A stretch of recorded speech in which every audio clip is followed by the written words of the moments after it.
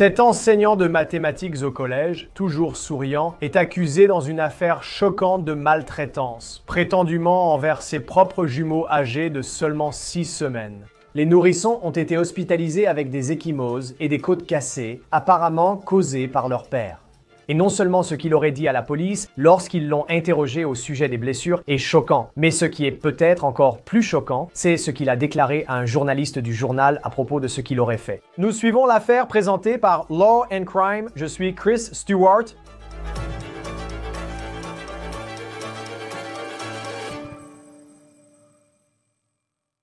Les affaires de maltraitance d'enfants touchent vraiment une corde sensible parce que les victimes sont si jeunes.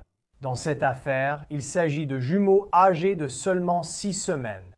Et aussi choquant et difficile que cela puisse être de parler de ce dont le suspect dans cette affaire est accusé, il est tout aussi choquant d'entendre ce qu'il aurait dit à la police et ce qu'il aurait apparemment déclaré au journal local.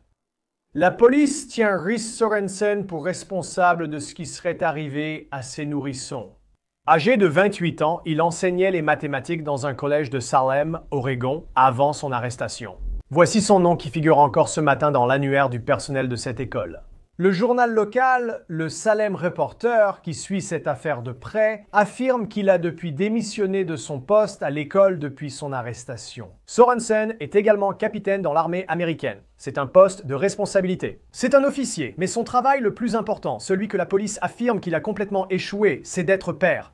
Rhys est un père marié de 2 jumeaux, un garçon et une fille, et il n'avait que 6 semaines au moment où cette histoire s'est déroulée, selon la police. Le Salem Reporter a analysé l'affidavit de la police dans cette affaire et en rapporte le contenu. Revenons au Dixou, car c'est le jour où la police dit avoir été appelée à l'hôpital parce que les médecins ont remarqué que quelque chose n'allait vraiment pas avec les 2 enfants qui leur avaient été amenés. Les enfants ont été amenés à l'hôpital ce jour-là à Salem, Oregon, parce que, selon l'affidavit examiné par le journal, l'un des nourrissons avait du mal à avaler. Lorsque les médecins ont examiné les 2 enfants, ils ont constaté qu'ils n'étaient pas seulement couverts de bleu, mais qu'ils étaient aussi gravement malnutris. L'affidavit précise que les médecins ont constaté des yeux injectés de sang chez les bébés, que les parents ont attribué à des vomissements. Les médecins ont donc décidé d'examiner ces enfants plus en profondeur pour voir s'il y avait un problème, et voici ce qu'ils auraient découvert. L'un des enfants de Sorensen avait 10 côtes cassées. Les médecins ont remarqué que les bébés sursautaient lorsque quelqu'un s'approchait d'eux. La fillette, quant à elle, avait des ecchymoses autour de la bouche. Et voici ce que nous commençons à apprendre sur ce que Sorensen aurait dit à la police à l'hôpital. Sa version de l'histoire, si vous voulez, car il aurait déclaré aux enquêteurs qu'il avait mis un chiffon dans la bouche de sa fille de 6 semaines pour l'empêcher de pleurer et de crier, disant apparemment qu'il était fatigué et, je cite, à bout de nerfs. En ce qui concerne les côtes cassées, Sorensen aurait déclaré qu'il avait enfoncé son poing dans le ventre de l'enfant, utilisant ses jointures et de la force pour aider l'enfant à évacuer des gaz.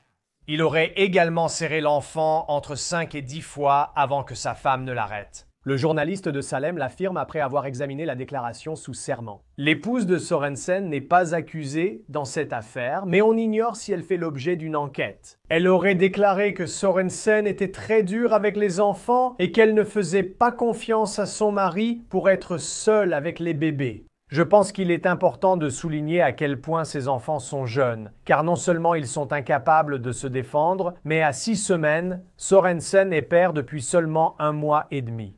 C'est tout. Et il a déjà la réputation chez lui d'être trop brutal avec les enfants et sa femme dit qu'elle ne lui fait pas confiance pour rester seule avec eux. C'est seulement après 1 mois et demi de parentalité. Je trouve ça tellement choquant. Maintenant, même si sa femme ne pense pas qu'il soit sûr pour lui d'être près des enfants et malgré la liste des blessures présumées que je viens de vous mentionner, Sorensen est sorti de prison. Il a été libéré le lendemain de son arrestation. D'après le Salem Reporter, les charges contre lui ne suffisaient pas à justifier une détention prolongée. Donc il est actuellement libre, mais certaines des conditions seraient qu'il ne peut pas communiquer ni entrer en contact avec ses enfants. À l'origine, les charges retenues contre lui étaient 2 chefs d'accusation d'agression au 3e degré, un chef d'accusation de strangulation, ainsi qu'un chef de mauvais traitement criminel. Il est maintenant inculpé de 5 chefs de mauvais traitement criminel au 1er degré et d'un chef d'utilisation illégale d'une arme. Maintenant, Sorensen ne semble pas nier grand-chose de ce que je viens de vous lire et que la police lui reproche, car il s'est exprimé dans le journal Salem Reporter. Il a déclaré qu'il travaille à s'améliorer, qu'il a commencé à se faire aider en suivant des séances de conseil après son arrestation. Donc, d'une certaine manière, on pourrait voir cela comme quelqu'un qui essaie d'assumer ses responsabilités. Mais nous verrons ce que le système judiciaire dira à ce sujet lorsqu'il comparaîtra devant le tribunal le mois prochain. Il aurait également déclaré aux enquêteurs qu'il a des problèmes de colère et qu'il se frustre facilement avec ses jumeaux, des jumeaux qui sont venus au monde il y a 1 mois et demi. Sorensen doit revenir au tribunal le 4 septembre pour les bébés jumeaux, le garçon et la fille. Ils sont sortis de l'hôpital, selon le Salem Reporter. Nous accueillons maintenant l'ancien détective du New York Police Department, David Sarney. Merci d'être avec nous sur Law and Crime. Certaines de ces affaires dont je sais que nous avons déjà parlé dans le passé concernant des allégations de maltraitance d'enfants, ce qui est le cas ici pour l'instant, touchent vraiment une corde sensible. Et avec cette histoire, pour moi, je pense à l'âge de ces enfants. Et en tant que parent moi-même, oui, les premiers jours avec un enfant, c'est difficile. C'est épuisant, on est fatigué. Avoir des jumeaux serait difficile, ces enfants n'ont que 6 semaines. Sa femme dit, je ne lui fais pas confiance avec les enfants. Il dit qu'il a un problème de colère. Et pour moi, même s'il dit maintenant, j'ai compris que j'avais tort, tout ça, il me semble qu'il y a autre chose ici, au-delà du simple. J'étais dans le feu de l'action, vraiment en colère quand c'est arrivé. Oui, merci encore de m'avoir invité. Et tu remarques qu'ils sont jumeaux.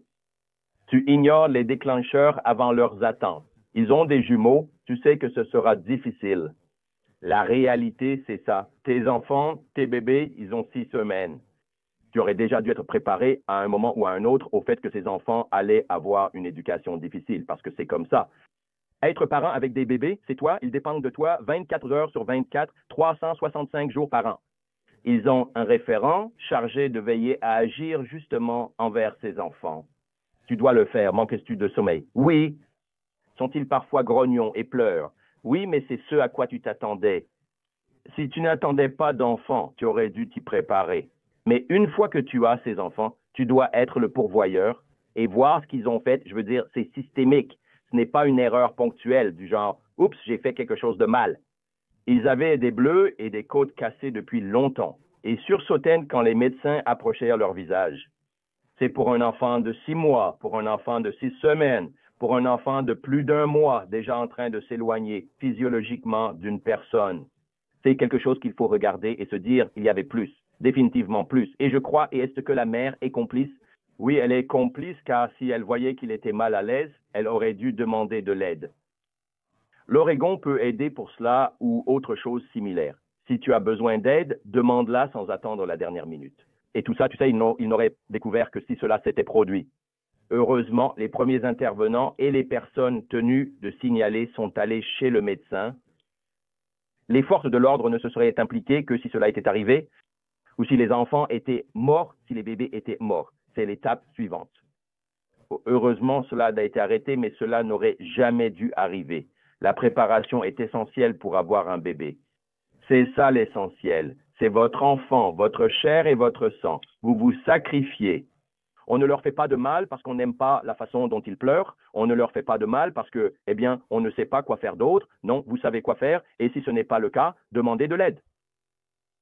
Je pense aussi que malheureusement, ce genre d'histoire arrive trop souvent, même si cela ne devrait jamais se produire. Je pense au médecin de cet hôpital où, d'après ce que j'ai compris, l'un des enfants aurait été amené à l'hôpital. Le problème, selon les parents, était que l'enfant avait du mal à avaler. Et puis les médecins ont simplement regardé et ils ont vu quelque chose qui ne semblait pas normal.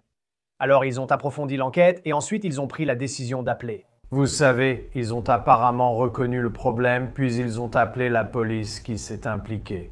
En tant qu'enquêteur, je veux dire, à quel point est-ce courant que ce soit ainsi que vous découvrez certains de ces cas de maltraitance d'enfants, que ce soit l'appel téléphonique de l'hôpital? Bien sûr, au moment où un enfant arrive à l'hôpital, il est déjà trop tard, mais malgré tout, ils sont amenés dans un endroit où, ensuite, vous êtes impliqué et l'enquête commence. Oui, c'est généralement comme ça que ça se passe parfois. Il peut y avoir un appel au 911 pour des bruits forts ou quelque chose comme une dispute à la maison. Souvent, les parents, après avoir commis de présumés abus et constaté les dégâts irréversibles, emmènent seulement alors l'enfant chez le médecin. Le signalement obligatoire est crucial car auparavant, à New York, enseignants et médecins ne dénonçaient pas toujours ces cas, les jugeant privés. Ils ne le faisaient pas, mais heureusement, nous avons évolué. Et c'est important parce que lorsqu'ils passent l'appel téléphonique à New York, nous avons ce qu'on appelle une équipe d'intervention immédiate. Donc, nous allons avoir une équipe disponible qui se rendra immédiatement sur place, composée d'enquêteurs des services de protection de l'enfance et des brigades de détectives qui iront à cet hôpital et commenceront leur enquête. Et cela remonte jusqu'à lui. C'est une chance que cela ait été découvert à ce moment-là, car maintenant, vous avez sauvé 2 vies, puisqu'ils allaient mourir. C'est un fait. Et d'après ce que vous voyez, la famine et les blessures allaient empirer, comme on l'a constaté dans des affaires domestiques concernant enfants et adultes. La violence augmente, elle ne diminue pas vraiment. Quand ils s'en sortent avec une chose, ils passent ensuite à l'étape B, puis à l'étape C, à l'étape D, et c'est ce que nous faisons. Donc, avec les enquêteurs, ils arrivent sur place, et je soutiens que nous avons, et une chose à propos des détectives, du moins au New York Police Department, c'est que nous avons une section spécialisée pour les enfants. Vous savez, la division des victimes spéciales comporte une section spécialisée pour les enfants. C'est important car pour s'occuper d'enfants et de nourrissons, il faut des spécialistes. Et pas seulement ça, il faut aussi des procureurs spécialisés parce que parfois, malheureusement, quand des bébés meurent, ils peuvent mourir subitement et vous savez, ça peut être pour n'importe quelle raison. Mais cette enquête est importante parce que les bébés ne peuvent rien vous dire. Les enfants peuvent ne pas tout vous dire. Ainsi, l'implication du personnel médical, des travailleurs sociaux et des enquêteurs spécialisés est utile car ils peuvent déterminer si, par exemple, l'enfant est tombé accidentellement. Mais s'il y a des abus systémiques, nous pouvons aussi le voir. Et vous parlez de la partie systémique de tout cela. Et vous savez, tout ce que nous savons à ce stade, ce sont les allégations concernant les blessures que les enfants avaient lorsqu'ils sont arrivés à l'hôpital. La mère a aussi déclaré qu'elle ne faisait pas confiance à son mari seul avec les enfants, ce qui est encore une fois révélateur. Assez intéressant étant donné qu'ils ne sont parents que depuis, il semble, 6 semaines. Mais en même temps, vous avez les enfants. Vous savez, quand un médecin s'approchait d'eux, ils sursautaient. On parle ici d'un jeune enfant. Ce mécanisme était déjà en place. Dès qu'ils ont bu du lait ou du lait maternisé, ils étaient affamés, selon le Salem Reporter. De plus, il y avait aussi ce problème de famine. Donc clairement, il se passait autre chose, bien plus que simplement les blessures à la maison et ce qui a conduit. Mais au-delà des déclarations de l'épouse, comment mène-t-on une enquête pour déterminer si ce que nous avons vu à l'hôpital n'est que la partie émergée de l'iceberg? C'est pourquoi une visite à domicile serait effectuée avec consentement ou mandat pour vérifier le réfrigérateur. Parce que lorsque nous avons les services de protection de l'enfance, Administration for Children's Services à New York, ils se rendent au domicile. La police aussi peut s'y rendre, parfois à 2, selon la gravité, pour vérifier les conditions du logement, l'état du réfrigérateur et recueillir les informations générales auxquelles on s'attendrait. Si vous nourrissez des bébés, ayez du lait maternisé ou maternel, peu importe où il est, dans le frigo. Où est la literie? Est-elle présente et comment est-elle installée? Tout cela remonte à de nombreuses années à New York lors de l'affaire Lisa Steinberg, exemple que j'utilise et évoque dans mes cours. À cette époque, on laissait un peu couler, mais maintenant, c'est formidable que nous nous impliquions. Nous intervenons généralement seulement pour les affaires criminelles, et la mère, à cette époque, pensait qu'il représentait un danger pour l'enfant. Il doit y avoir une alternative ou quelqu'un vers qui elle aurait dû se tourner. Il travaillait en fait dans une école. Tu n'irais pas parler au personnel ou au directeur et dire que c'est un problème, parce que maintenant, tu sais, c'est devenu une affaire. Elle est clairement complice dans tout ça. Tu sais, si tu pensais qu'il ne pouvait pas être près des enfants et que les enfants avaient faim, apparemment, d'après les informations des médecins, ils étaient affamés, tu fais partie du problème. Parce que si tu t'inquiètes pour la sécurité et le bien-être de ton bébé, le problème, encore une fois, est-ce qu'elle travaillait? Est-ce qu'elle était à la maison tout le temps? Ce sont des choses qui vont ressortir et jouer un rôle dans l'enquête. Tu poses ces questions pour obtenir une analyse détaillée de la situation à la maison et déterminer les faits. Je veux dire, les bébés ne se cassent pas les côtes. C'est la réalité. Les lapins ne se cassent pas les côtes. D'une façon ou d'une autre, c'est fait par un adulte. Il n'y a aucune allégation. Ce sont des allégations, mais quand tu parles de physicalité et du bien-être des enfants, c'est à ce stade qu'ils sont nourrissons. Tu dois voir, et c'est pour ça que tu te bases aussi sur ce que le médecin constate. Donc c'est l'analyse que tu fais. Tu parles aux médecins qui sont sur place. Ils analysent sur place. Tu échanges avec les parents, fais le résident, te rends à la résidence et examine tout pour établir les faits et circonstances. Malheureusement, nous avons vu des décès de nourrissons sans aucune criminalité. Et la seule raison pour laquelle nous faisons cela, c'est parce que nous devons vraiment nous concentrer sur ces cas. Ce sont des affaires graves et complexes. Et dans ce contexte, nous devons faire beaucoup plus. Il y a, vous savez, c'est ce qui se passe avec les bébés. Ils sont à la maison. Vous sortez, discutez avec les voisins et demandez s'ils ont une garderie ou une solution similaire. Ce sont des éléments qui vont entrer dans cette enquête. Ainsi, vous pourrez déterminer s'il y a une criminalité dans cette affaire ou non. Sur la base d'un motif probable, il a été déterminé qu'il y avait une criminalité dans le traitement de ces deux bébés. Oui, et selon l'affidavit qui a été examiné par le journal local, nous ne l'avons pas encore reçu nous-mêmes. Mais il semble que Rhys Sorenson ait admis, vous savez, qu'il y avait des ecchymoses autour de la bouche de la fillette. Et la raison à cela, et c'est fou de penser que quelqu'un ferait ça, même si on ne sait rien sur la parentalité, c'est qu'il a mis un chiffon dans la bouche du bébé pour essayer de la faire taire parce qu'il était, je cite, à bout, ce qui est insensé. Si c'est vraiment ça, c'est une raison complètement insensée, vous voyez, de faire une chose pareille. Mais en même temps, je pense, et je ne lui cherche pas d'excuses, mais il y a beaucoup de gens. On vous confie un bébé quelques jours après votre arrivée à l'hôpital, et il est très facile de se sentir dépassé. Où est la limite entre quelqu'un qui ne sait tout simplement pas comment s'occuper de quelqu'un, et d'autre part, il s'agit d'un cas de maltraitance d'enfant. C'est de la maltraitance d'enfants. C'est la conclusion d'après ce que vous dites. Vous savez, quand on parle des enfants, là, il y a des punitions physiques qui arrivent, comme donner une fessée et d'autres choses. Il y a parfois des punitions physiques autorisées pour les enfants, mais pour les bébés, enfoncer un chiffon dans leur gorge, c'est inacceptable. Et je pense qu'en réalité, il a 28 ans. Nous remarquons de plus en plus que les jeunes ont du mal à gérer les situations stressantes. Et il est enseignant. Il était dans la réserve. C'est incroyable que lorsqu'il s'agit de sa vie sociale, il ne peut pas la contrôler. Il ne sait pas comment gérer ça. Nous voyons cela de plus en plus chez les jeunes hommes et les jeunes femmes dans la vingtaine. Ils n'ont pas compris, ils n'ont pas grandi, ils ne sont pas matures. Mes parents m'ont eu très jeune et ils ont géré les choses. Et maintenant, cela arrive plus souvent avec de la maltraitance. Beaucoup de personnes dans la vingtaine ou la trentaine semblent incapables de gérer le stress, même si ce n'est pas le cas de tous. Alors, ils réagissent physiquement. Dans ce cas, enfoncer un chiffon dans la gorge du bébé, le priver de nourriture ou lui casser les côtes. C'est quelque chose que, vous savez, je vous garantis qu'avec les côtes, il secouait probablement le bébé pour le faire taire. Et heureusement, les bébés ne sont pas morts parce que, je vous le dis, cela allait finir par arriver. Et on aurait eu une double tragédie, et ensuite on se serait demandé que s'est-il passé. L'avantage, c'est que de leur côté, que ce soit positif ou négatif, ils sont allés chez le médecin. La meilleure chose que les médecins aient faite, c'est de signaler aux autorités et à la police ce qu'ils ont vu, leur pronostic et leur analyse. Oui, il était aussi capitaine dans la réserve de l'armée américaine. C'est un officier qui a la responsabilité de personnes enrôlées, peut-être un lieutenant sous ses ordres. Donc, c'est quelqu'un qui a des responsabilités, y compris en classe. C'est le décalage entre, je suppose, être professeur de mathématiques dans un collège et avoir ce type de responsabilité, même dans la réserve de l'armée. C'est ça qui m'a vraiment marqué dans cette histoire. Maintenant, il semble qu'il ait parlé à un journaliste local et qu'il ait dit « Et je me rends compte que j'avais tort ».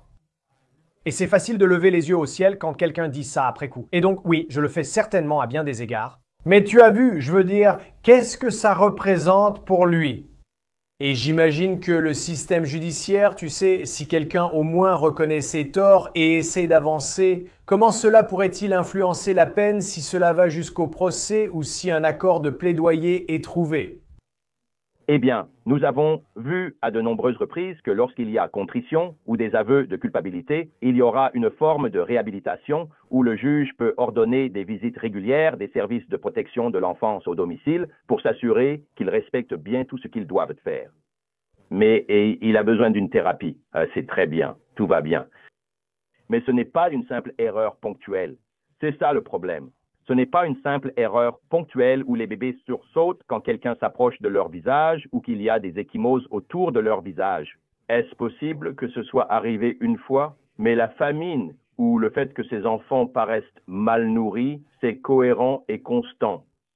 Donc c'est « oups », non, peut-être qu'il pourrait être contrarié par le fait d'avoir été pris. Et on a déjà vu ça auparavant. Oui, j'ai fait quelque chose de mal, j'ai fait une erreur, je suis désolé. Mais cela semble être systémique et il y a une complicité de la mère. C'est aussi cela, ce n'est pas un cas isolé où le bébé a été blessé. Une action faite par l'un ou l'autre. Cette situation persistait avec les bébés. Il peut dire ce qu'il veut dire. Le système judiciaire et pour les services à l'enfance, il retire rarement la garde aux parents, sauf en cas de maltraitance violente et évidente.